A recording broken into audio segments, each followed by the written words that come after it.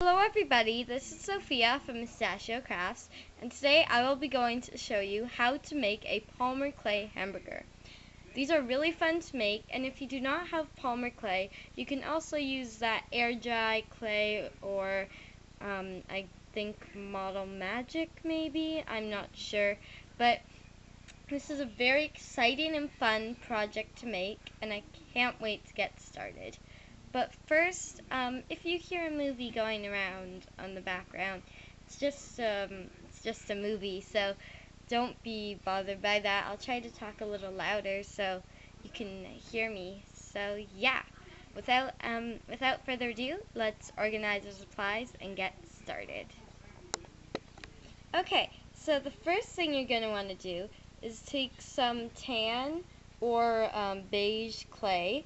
Here I have tan, and you're going to want to find about, well, a ball that will, I don't know what size it would be, but just one that you think will be big enough for your 2 hamburger buns. And then you're going to take your rolling pin, or you can, if you don't have a rolling pin, you could use a tool, like one of these clay tool things, or you could either use a bottle of paint. It's as simple as that. But today I'm going to be using this handy dandy rolling pin. So I'm just going to take my rolling pin and roll the clay out. You don't want it too thin, because then you won't really have enough, well, that thick for your burger bun. So if it gets too thin, you can just smush it up and roll it out again. And as you can see, I keep on flipping this just to make sure it's gets even on every side. So the thickness here is about maybe 1 or 2, well, I would say 1 millimeter. So now I'm just going to take a, let's get it out.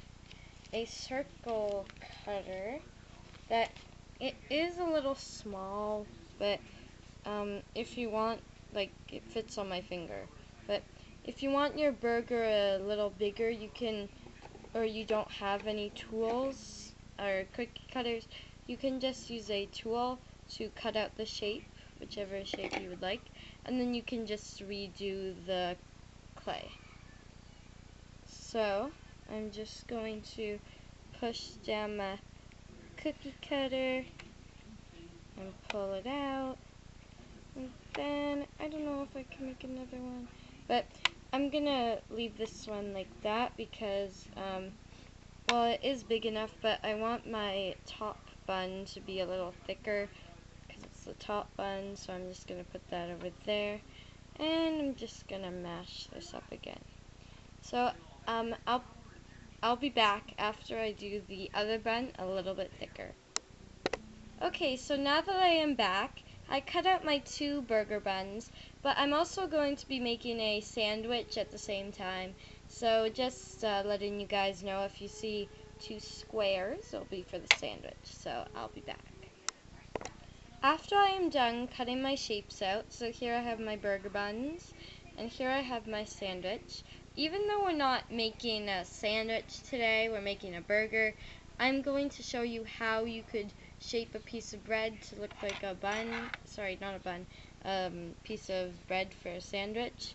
So you're just going to take your pin tool, if you have one. Like I said, you could use really anything you would like. I actually have 2 of them. They're different sizes, but I think I'm going to be using this one. So, the first thing you're going to want to do is find your top that you would like to be the top of the bread, and you're just going to want to shape it so it sort of looks like a, I guess, the little round on the piece of bread, and same here, and just push it down. It's okay if it's not exact, because bread is not exact. Okay. And then you can just take your little pick and texture it if you would like. can use the little brush tool. This is also for if you want to make the burger bun. It's really important texturing it, or else it might not look like a piece of bread or bun. So, I'm just going to take my brush tool and do the same thing. Just pick, pick, pick. Pick, pick, pick. And then I think these are different sizes, so I'm going to take my black one now and just pick, pick, pick. Okay. And then you can just take it off and put it to the side, and there's your little piece of bread. So I'm going to finish that up, and then we'll move back onto the burger. After we are done texturing our buns or bread, you would take if you would like to do this step, you would take a paintbrush, but before you do, you just want to make sure it's all spread out. Okay, if it's not, that's okay. Like, see that? It's not fully. Oh, and sorry if the camera is blurry. This is a bit of an older camera. But we are just going to take some chalk pastels, and I'm just going to take my brush and grab a mix of brown and black, just so it gets that, go around the edges so it looks nice and toasty. And just everywhere you feel would be a good place to add a little bit of toast. So another tip I have is to, oh gosh, I just lost my paintbrush, but that's okay, is to take the chalk pastel and then grab a little plate or something and just take some scissors and just scrape the chalk pastel onto the plate, just so it's nice and easy to grab the pastel. Gonna add a spice black, and I will be right back after I finish painting these. After I am done coloring the bread, I am going to make like the tomatoes and the burgers, but I don't really have any tutorials up for them, and I'm just going to assemble the burgers. So if you would like to find great tutorials for making like tomatoes or lettuce, go check out Tony Ellison Sugar Charm Shop, or what's the other one?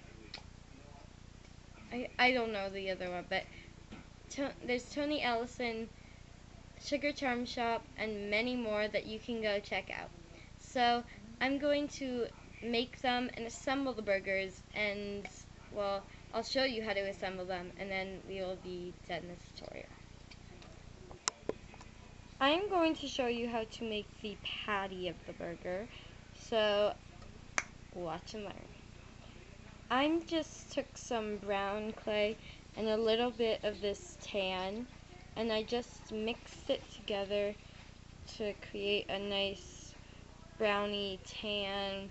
Not too dark, but not too light either, because burgers have that nice, pretty color to them.